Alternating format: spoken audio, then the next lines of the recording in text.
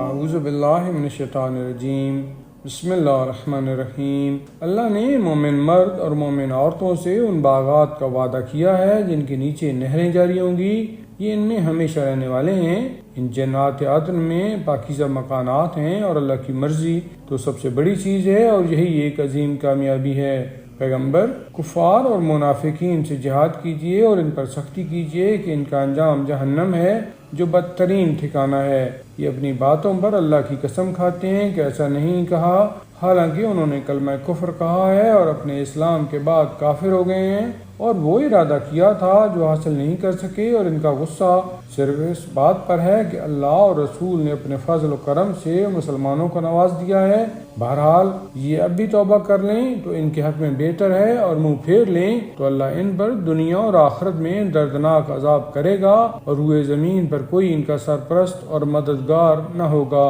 ان میں وہ بھی ہیں جنہوں نے خدا سے عہد کیا کہ اگر وہ اپنے فضل و کرم سے عطا کر دے گا تو اس کی راہ میں صدقہ دیں گے اور نیک بندوں میں شامل ہو جائیں گے۔ اس کے بعد جب خدا نے اپنے فضل سے عطا کر دیا تو بخل سے کام لیا اور کنارہ کش ہو کر پلٹ گئے، تو ان کے بخل نے ان کے دلوں میں نفاق راسخ کر دیا اس دن تک کے لیے جب یہ خدا سے ملاقات کریں گے، اس لیے کہ انہوں نے خدا سے کیے ہوئے وعدہ کی مخالفت کی ہے اور جھوٹ بولے ہیں۔ کیا یہ نہیں جانتے کہ خدا ان کے راز دل اور ان کی سرگوشیوں کو بھی جانتا ہے، اور وہ سارے غیب کا جاننے والا ہے؟ جو لوگ صدقات میں فراخ دلی سے حصہ لینے والے مومنین اور ان غریبوں پر جن کے پاس ان کی محنت کے علاوہ کچھ نہیں ہے الزام لگاتے ہیں اور پھر ان کا مذاق اڑاتے ہیں، خدا ان کا بھی مذاق بنا دے گا اور اس کے پاس بڑا دردناک عذاب ہے۔ آپ ان کے لیے استغفار کریں یا نہ کریں، اگر 70 مرتبہ بھی استغفار کریں گے تو خدا انہیں بخشنے والا نہیں ہے، اس لیے کہ انہوں نے اللہ اور رسول کا انکار کیا ہے،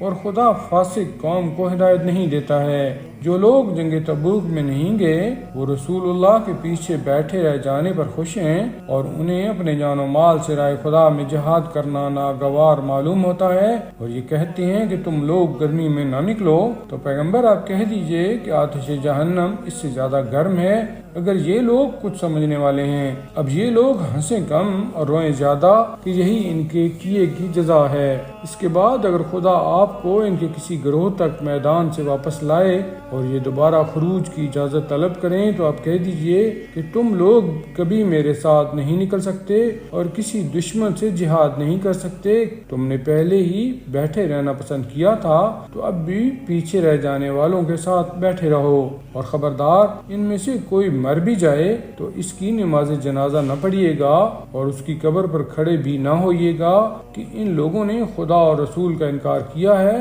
اور حالت فسق میں دنیا سے گزر گئے ہیں، اور ان کے اموال و اولاد آپ کو بھلے نہ معلوم ہو، خدا ان کے ذریعہ ان پر دنیا میں عذاب کرنا چاہتا ہے اور چاہتا ہے کہ کفر کی حالت میں ان کا دم نکل جائے۔ اور جب کوئی سورہ نازل ہوتا ہے کہ اللہ پر ایمان لے آؤ اور رسول کے ساتھ جہاد کرو تو انہی کے صاحبان حیثیت آپ سے اجازت طلب کرنے لگتے ہیں اور کہتے ہیں کہ ہمیں انہی بیٹھے رہنے والوں کے ساتھ چھوڑ دیجئے۔ یہ اس بات پر راضی ہیں کہ پیچھے رہ جانے والوں کے ساتھ رہ جائیں، ان کے دلوں پر مہر لگ گئی ہے۔ اب یہ کچھ سمجھنے والے نہیں ہیں، لیکن رسول اور ان کے ساتھ ایمان لانے والوں نے راہ خدا میں اپنے جان و مال سے جہاد کیا ہے، اور انہی کے لیے نیکیاں ہیں اور وہی فلاح یافتہ اور کامیاب ہیں۔ اللہ نے ان کے لیے وہ باغات مہیا کیے ہیں جن کے نیچے نہریں جاری ہیں، اور وہ انہی میں ہمیشہ رہنے والے ہیں، اور یہی بہت بڑی کامیابی ہے۔ اور آپ کے پاس دیہاتی معذرت کرنے والے بھی آ گئے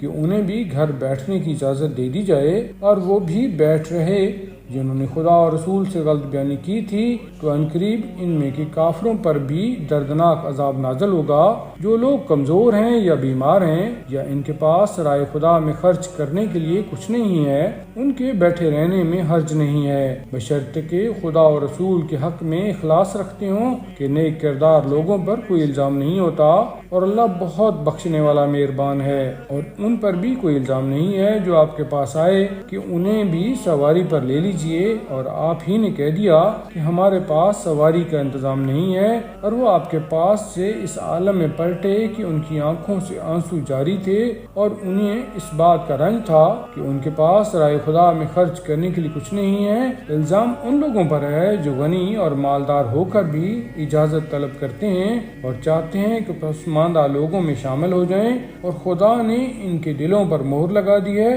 اور اب کچھ جاننے والے نہیں ہیں۔